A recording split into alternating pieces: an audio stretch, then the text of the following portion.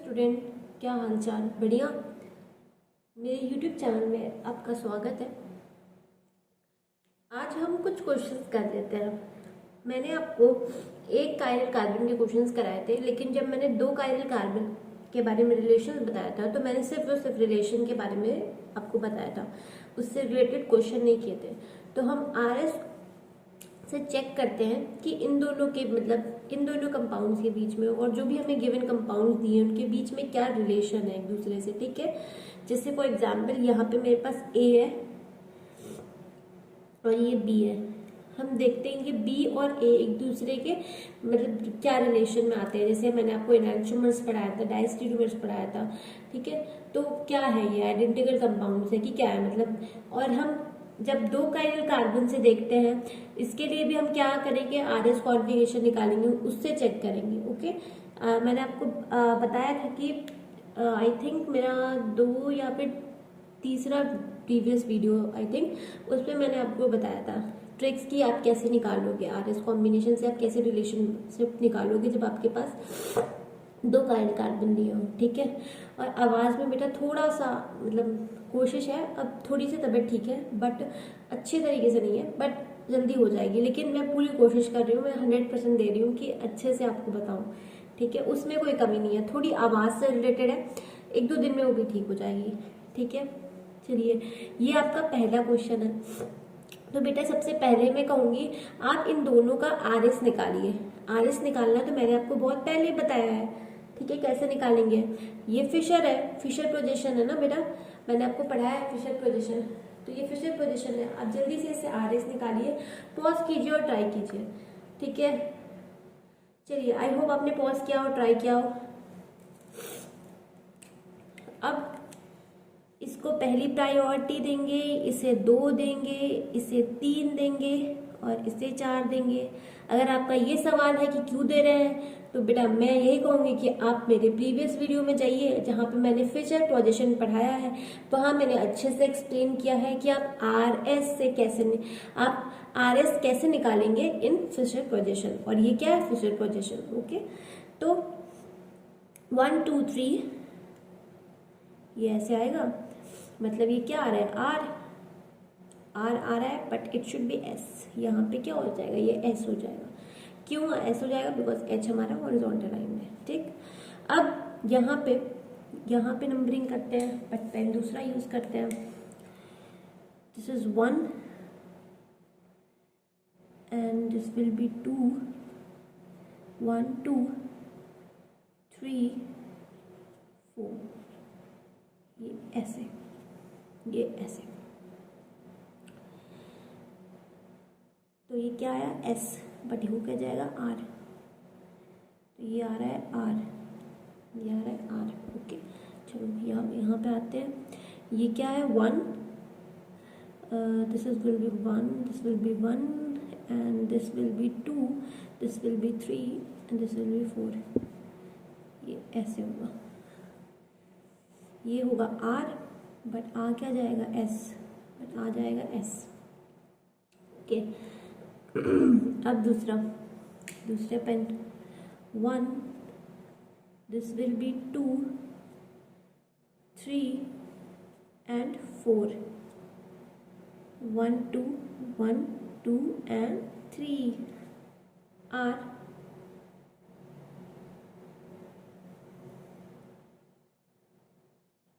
और ये क्या हो जाएगा, this will be R but ये हो जाएगा S, R ये हो जाएगा S। तो बेटा यहाँ पे क्या आ रहा है, यहाँ पे आ रहा है SR, यहाँ पे क्या आ रहा है S और दूसरा वाला भी S।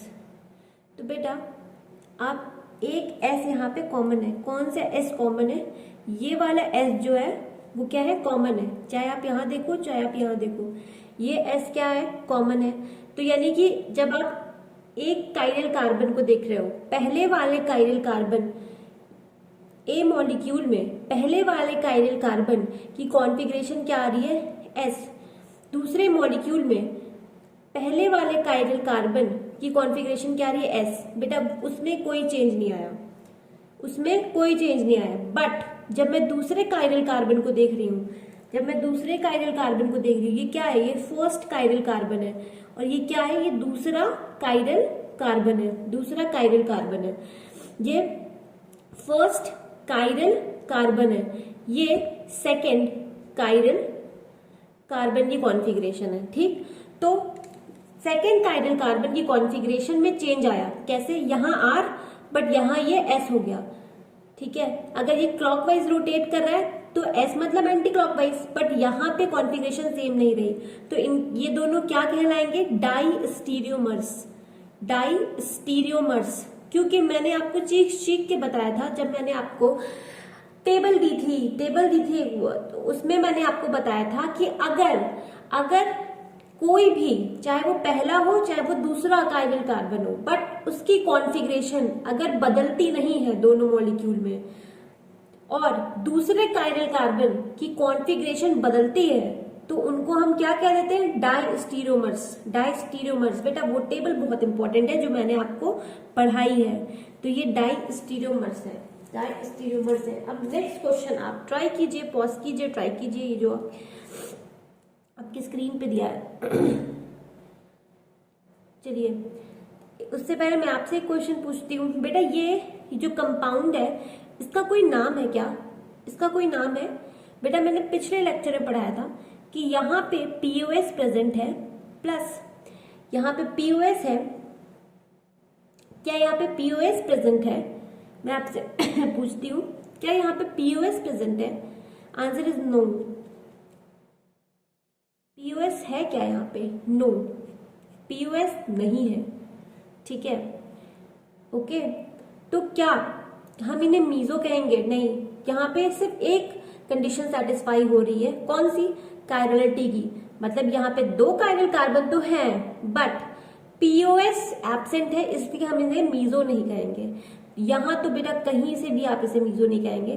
कभी कभी डाउट हो जाता है कि H के ऊपर H तो आ रहा है, OH के ऊपर OH आ रहा है, लेकिन फिर मैं यही कहूंगी कि बेटा आप ये देखिए, this is methyl and this is ethyl, तो बेटा ये इसके ऊपर ओवरलैप नहीं हो सकता, ओवरलैप नहीं होगा, तो इसलिए आप इनमें मीजो नहीं कह सकते। ठीक है, कभी कभी डाउट होता है, इसलिए मैंने क्लियर कर दिया। चलिए अब इसके बीच में रिलेशन निकालते हैं। 1 2 3 4 RS 1 2 3 4 S, but it become R, it become R। 1 2 3 4 R S S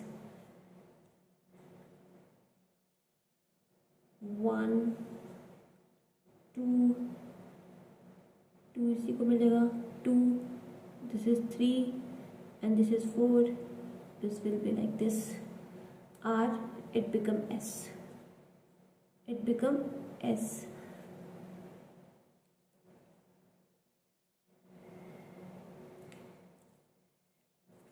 तो बेटा यहाँ क्या कॉन्फ़िगरेशन आ रही है इसकी, देखो जल्दी जल्दी देखो, इसकी कॉन्फ़िगरेशन क्या आ रही है, RS आ रही है, और यहाँ पे क्या आ रही है, SS आ रही है। फिर देखो बेटा सेकेंड कायरल कार्बन को देखो, सेकेंड कायरल कार्बन की कॉन्फ़िगरेशन दोनों में क्या है, सेम है, तो जब ऐसे होते हैं तो हम इनको क्या कहते हैं, डायस्टीरियोमर्स। पिछले वाले में ही समझाया है, डायस्टीरियोमर्स।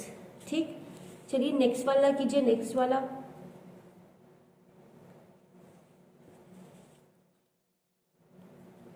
नेक्स्ट वाला क्वेश्चन कीजिए, ये वाला थर्ड वाला।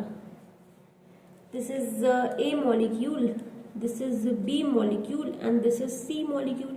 अगर मैं आपसे पूछूं कि आप A और B के बीच में रिलेशनशिप निकालिए, चलिए निकालिए, जल्दी से निकालिए, जल्दी जल्दी।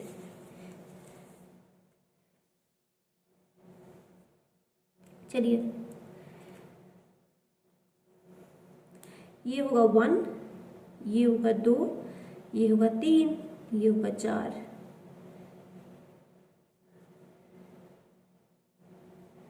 क्या आ रहा है, आर आ रहा है, it become S, it become S. Next 1 ऊपर वाला ही रहेगा, 2 3 4,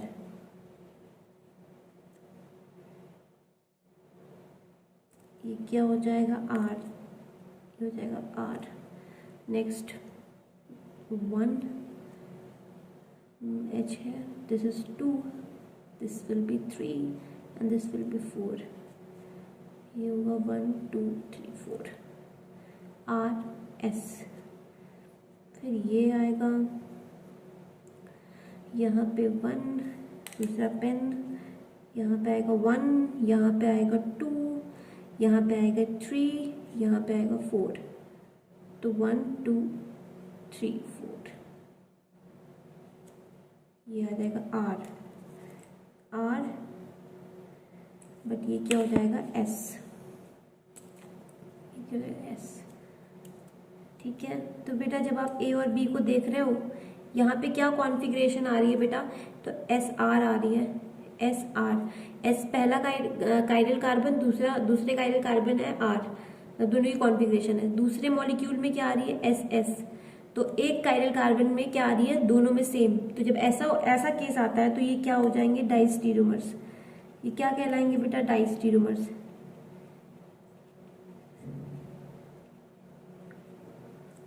ठीक, अब आप निकालो बी एन सी में रिलेशनशिप, बी एन सी में निकालो जल्दी से। तो बी का तो मैंने निकाल ही दिया है, आपने भी निकाल लिया होगा। चलिए सी का निकालते हैं। 1 2 3 4, 1 2 3 4, ये आ रहा है एस, बट ये हो जाएगा क्या, आर। यहाँ आते हैं दूसरा पेन, दिस विल बी 1, ऊपर वाला 2 3 4, आर, बट ये हो क्या जाएगा, एस, क्या हो जाएगा, एस। तो इसकी कॉन्फ़िगरेशन क्या आ रही है, एस आर, एस आर। ठीक है, इसकी कॉन्फ़िगरेशन क्या आ रही है, एस आर। तो बेटा बी और सी भी क्या निकले, क्योंकि पहले कायरल कार्बन को देखो तो दोनों में क्या है, दोनों कायरल, जब आप पहले कायरल कार्बन को देख रहे हो दोनों में सेम आ रहा है। बी और सी में फर्स्ट कायरल कार्बन देखो बेटा, यहाँ पे एस आ रहा है, यहाँ भी एस आ रहा है, बट दूसरा कायरल कार्बन में कॉन्फ़िगरेशन क्या है, स्विच। तो जब ऐसा कुछ होता है तो हम इसे क्या बोलते हैं, डाइस्टीरियोमर्स, डाइस्टीरियोमर्स, डाइस्टीरियोमर्स, है ना। अब मैं पूछूंगी कि बेटा ए और सी में भी बता दो। तो जब ए और सी को देखो बेटा तो कॉन्फ़िगरेशन एस आर आ रही है, यहाँ भी देखो बेटा एस आर आ रही है, सेम कॉन्फ़िगरेशन आ रही है। तो क्या ये आइडेंटिकल कंपाउंड्स कहलाएंगे, क्योंकि जब हम फर्स्ट कायरल कार्बन को देख रहे हैं तब भी कॉन्फ़िगरेशन क्या है, सेम। जब हम सेकंड कायरल कार्बन को देख रहे हैं तब भी क्या कॉन्फ़िगरेशन, सेम। तो हम इन्हें क्या बोल देंगे बेटा, हम इन्हें क्या बोल देंगे बताइए, हम इन्हें बोल देंगे कि ये क्या है, आइडेंटिकल कंपाउंड्स हैं, क्योंकि कॉन्फ़िगरेशन तो किसी भी कार्बन के रिस्पेक्ट में, किसी भी कायरल कार्बन के रिस्पेक्ट में चेंज नहीं हो रही है, तो इसलिए आइडेंटिकल कंपाउंड्स कहलाएंगे, आइडेंटिकल कंपाउंड्स कहलाएंगे। आई होप आज का लेक्चर आपको क्लियर हो। क्वेश्चन बेटा ऐसे ही आएंगे, ठीक है। 2 और क्वेश्चन है जो अगले लेक्चर में, या आप कहिए और क्वेश्चन अगर आपको करवाने हैं, मतलब अगर और प्रैक्टिस करनी है तो मैं और क्वेश्चंस ले आऊंगी और करेंगे हम, ठीक है। प्लीज कमेंट कीजिएगा अगर क्वेश्चन प्रैक्टिस करनी है तो, ओके। मुझे लग रहा है आप लोग अपने एंड से कर रहे हैं तो मैं आपको थ्योरीज बता रही हूँ, ठीक है। क्वेश्चन इसलिए करा दे रही हूँ क्योंकि मुझे ऐसा लग रहा है कि इस पे मुझे कुछ क्वेश्चन मैंने स्किप किए थे, तो इसलिए मैंने इस पे क्वेश्चन आपको करा दिया, ठीक है। अगर और भी क्वेश्चन करने हो तो प्लीज कमेंट कीजिएगा, ठीक है। और मुझे ऐसा लगता है कि मैंने अपना 100% दिया है और आपको समझाया है। फिर भी अगर किसी भी टॉपिक में आपको थोड़ा सा भी क्लियर ना हो तो प्लीज कमेंट सेक्शन में डाल दीजिए, मैं अगले वीडियो में देख लूंगी, ओके। तो अगर आपको मेरा लेक्चर पसंद आया तो प्लीज लाइक कीजिए, सब्सक्राइब कीजिए, क्योंकि ऐसे लेक्चर्स तो आते रहेंगे, ओके। चलिए बाय बाय बाय बाय।